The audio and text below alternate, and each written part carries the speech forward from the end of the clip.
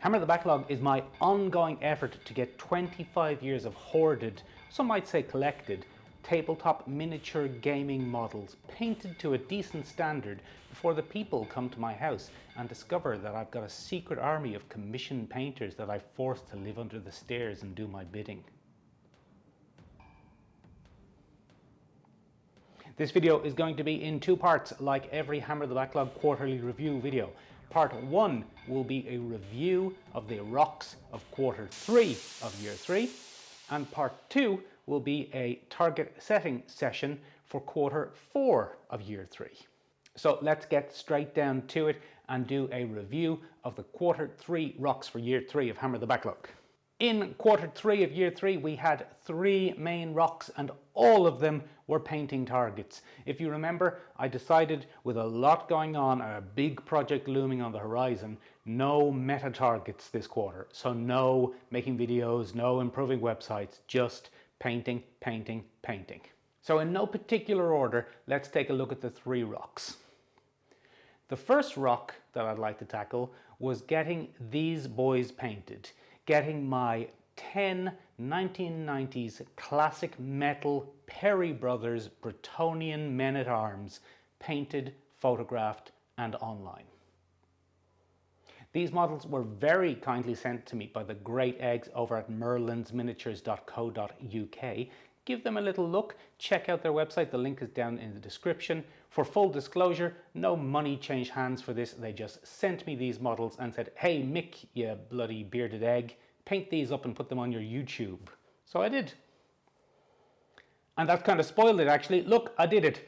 These were great fun to paint. As you can see in front of you now, I went for the very, very, very classic blue and white half scheme. Halved? How do you pronounce that? Don't know, doesn't matter. These were fabulous fun to paint. They fit in beautifully with my existing Bretonnian army. I absolutely loved these models. Their simple poses, just standing there with their big dumb faces, holding their shields and their spears up. They were, start to finish, great fun to paint. I like the variety in this unit as well. Some of them are wearing leather jerkins? Jerkins? Some of them are wearing chainmail. Some of them have just got a full chainmail thing going on. Some have got helmets. Very feudal era, very self-armored. They're just great. The faces were the highlight of these models for me. They were really fun to paint, really expressive, really look like farm boys out of their depth on a battlefield fighting horrific monsters. As I said, big thank you to merlinsminiatures.co.uk for sending them on to me. Go check them out. The second rock of quarter 3 of year 3 was to get my Reichland Company of Honor models painted, photographed and online. These, like the Bretonnians, are a unit of 10 fantasy models, but chronologically quite separated. These came out around 2008, I think, which was around the same time that the Uniforms and Heraldry of the Empire book came out. You can see I've got the Uniforms and Heraldry of the Empire book here. This is my favorite Warhammer, I was going to say my favorite Warhammer kind of supplementary material book, but this is my favorite Warhammer book of all time. I absolutely love this book. Something about deep diving into the uniforms, the heraldry, different famous units, this really tickled me. Unfortunately, it tickled me enough to spend about €1,000 on an Empire army, which I then put in storage and never painted. So these guys are the first step in getting that army painted. They are fairly heavily converted models, being a mix of state troopers, great swords, the Empire General kit and a few other bits and pieces. I'm still not entirely sure where that Griffin came from, but he's on there. What I'm most proud of on this unit is how much they match the artwork, especially the banner bearer, captain and musician, who really managed to capture the armor, the hats, the wreaths. I put a lot of effort into doing the banner to match as closely as I could while still maintaining some of my own style. To be honest with you, I'm a little bit torn on this unit because I'm not sure if the conversions work that well at the end of the day. The greatsword bodies and legs are awesome, highly detailed, upright, really fun, nice, crisp models. But some of the heads, the hands, the arms are from older kits, and I'm not utterly sold that they gel together coherently as a unit, especially when you look at them in comparison to the really, what's the word I'm looking for? Coherent, unified look of the Perry brothers' earlier models from the mid-90s. They sing to me. Their cohesion sings to me a lot more than the halberdiers does. But look, that's enough complaining. Fabulous models, rock done, painted, photographed, and online. They're exactly what 2008 Mick hoped they would look like. So in that sense, a great success. And they're probably the vanguard of much, much more unique units of Empire to come for Hammer the Backlog over the next couple of months. So that's 2 rocks down. Rock number 3 was to get Kill Team Cassius, the 11-member Deathwatch Overkill Space Marine squad, built, painted, photographed, and online.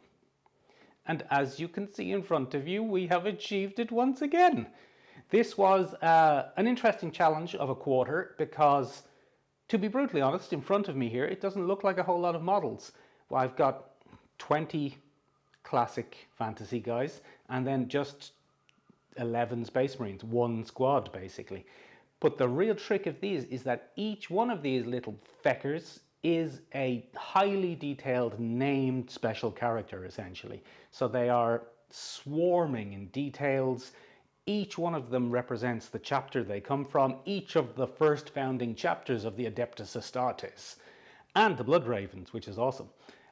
So I had to break it down. I did 1 a week and gave them a little bit more effort than a standard trooper, but not quite as much effort as a full-on character. I don't remember, to be honest, the specific order that I did them in, but let's take a look at them pre-painted and painted. So the first batch were basically the normal lads and the 2 flying Marines. I thought the 2 Marines with the backpacks, the Blood Angel and the Raven Guard, were going to be some of the more complicated models to paint, but they weren't, to be honest. And that was a little bit of a theme of this set. None of these models were individually quite as challenging and as worrying as I thought they were going to be, which was very nice, because that means it was easier to get them all painted. This second set are some more of the gunner guys. They've got the Imperial Fist there and the Ultramarine. A big challenge on these was when this set came out, and look, I'm complaining a lot this month, but when this set came out, it came with these gorgeous boards depicting a mining facility with green metal plating and bronze details. But the models were all based in the official GW artwork as though they were on a muddy battlefield. And what really excited me about getting this set done was being able to paint up the mechanical kind of starship industrial bases rather than muddy battlefield bases. The big challenge with that was that Games Workshop in 2008 didn't do a motorbike sized base. So for the White Scar model, I had to use the modern wonder of 3D printing to 3D print an appropriate base that I could then add in and get this result. So that's it. 3 painting targets, 3 rocks fully achieved for quarter 3 of year 3 of Hammer the Backlog. This was a really fun and challenging, but not too challenging quarter.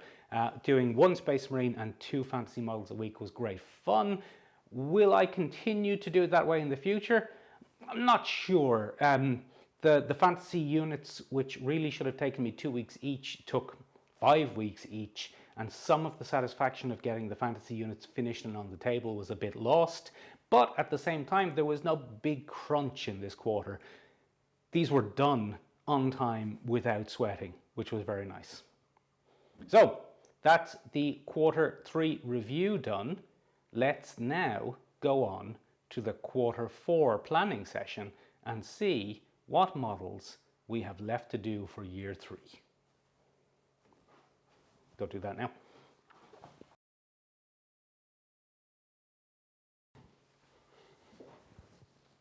So here we are at the final quarter of year 3, and if you're a regular Hammer the Backlog follower along with her, then you will probably remember that at the start of the year I usually put out 4 baking trays of models and pick 1 per quarter to focus on.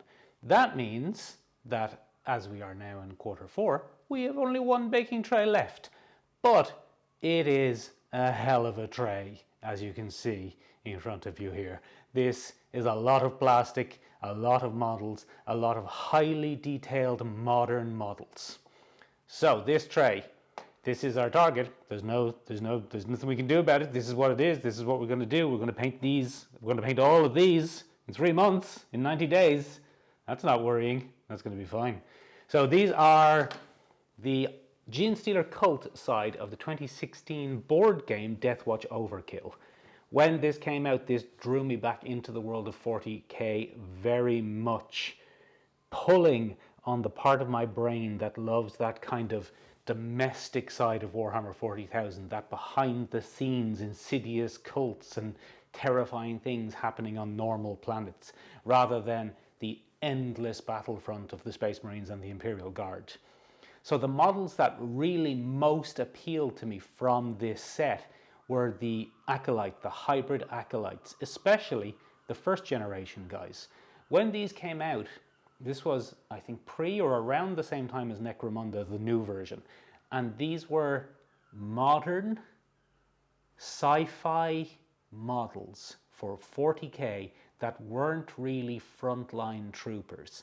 They were relatively normal looking men, just wearing kind of tatty spacesuits and second-hand equipment, almost a bit like maybe the vibe of the Aliens movies, but in the Warhammer 40,000 universe.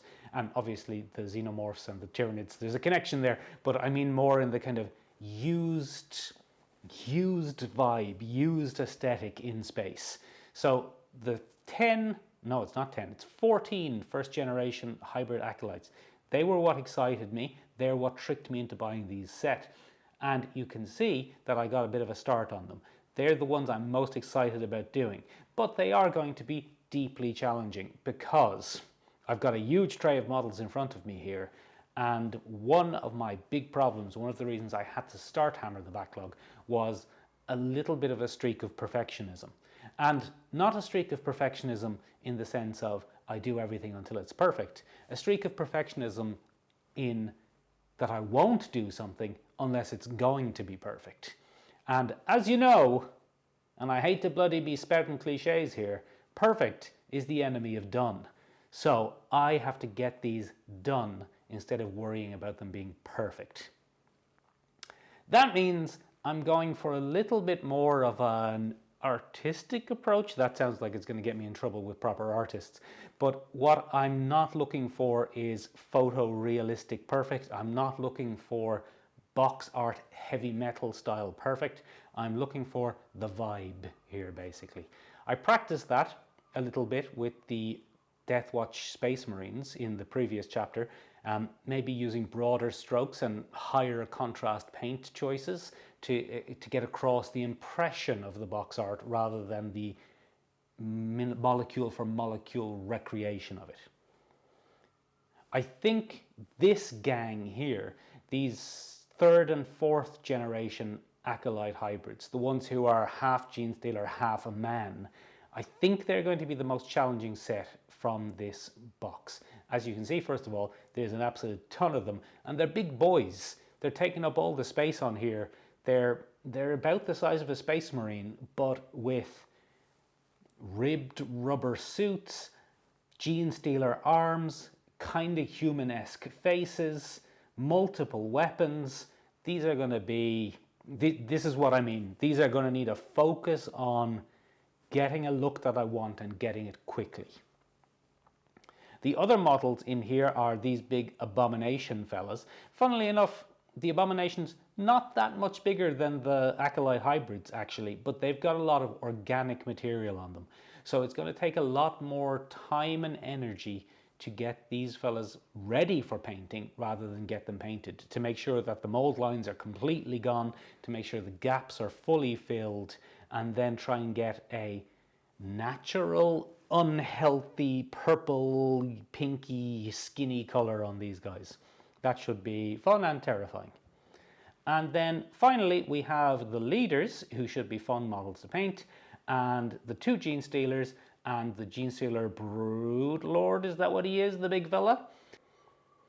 These are already giving me PTSD thinking about the rush that I painted the 2008 Space Hulk set in. And in fact, this Broodlord, is that what he is a very similar model to the big Gene Stealer from that box set too. And he was one of my least favorite models I've ever painted. So look, at the risk of being too negative, I'm excited about getting these done. The real challenge is that I would love to get them to box art standard, but I can't paint this many models that are this detailed to box art standard in 90 days. So there are going to be compromises, there are going to be corners, we'll be using a lot of contrast paints, we'll be using a lot of single highlights in a highly contrasting color rather than graduated highlights in stages. It's going to be interesting. I had to break this down already before I even got started, so I'm probably showing on screen now a little spreadsheet where I have the next 13 weeks planned out in blocks of 5 models at a time. As I said, for some of these, 5 of these 3rd, 4th generation acolyte hybrids is going to be a lot of work to get done in a single week, so I have factored in a small week to take a holiday and a little time for just the smallest of mental breakdowns. So that's it. For the first time in Hammer the Backlog history, we have a single rock for the next quarter. And that rock is to get the Gene Stealer cult side of the 2016 board game Deathwatch Overkill painted, photographed, and online. Thank you very much for watching this though. If you've enjoyed it, please give the video a like, and you can hit the subscribe button too if you're that way inclined. If you've enjoyed this whole idea of using productivity and accountability methods to get your terrifying backlog of miniatures painted, why not pop a comment down below and commit to something yourself for the next 90 days? You might pick a single squad, you might pick an entire box set.